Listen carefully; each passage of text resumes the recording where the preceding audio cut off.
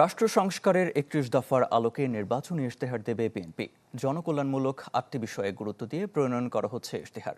এসব কথা জানিয়েছেন বিএনপির স্থায়ী কমিটির সদস্য সালাউদ্দিন আহমদ। নির্বাচনী পোস্টার নিষিদ্ধ থাকায় ব্যানার ফেস্টুনে দলীয় প্রধানের ছবি ব্যবহারের ক্ষেত্রে আচরণবিধি ও আরপিও মেনে চলা হবে বলেও জানান সালাউদ্দিন আহমদ। শাহনেওয়াজ বাবলুর রিপোর্ট।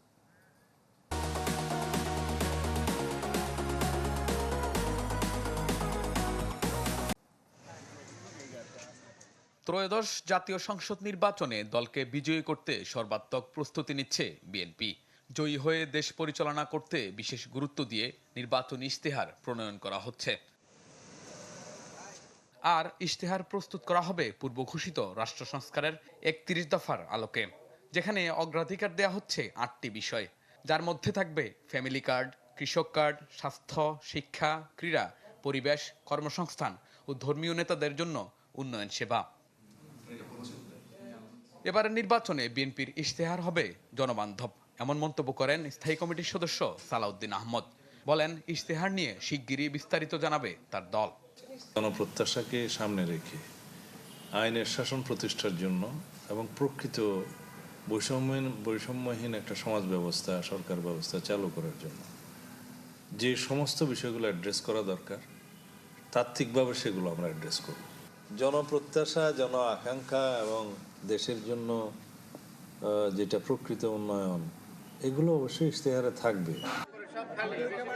২০০৮ সালের নির্বাচনে অংশ নিল ১৪ ভোট বয়কট করে বিএনপি। আর ১৮ নির্বাচনে জাতীয় ঐক্যফ্রন্টের ব্যানারে অংশ নেয় দলটি, যেখানে নির্বাচনের পোস্টারে ছিল দলের চেয়ারপারসন খালেদা জিয়া এবং প্রতিষ্ঠাতা শহীদ প্রেসিডেন্ট জিয়াউর রহমানের ছবি।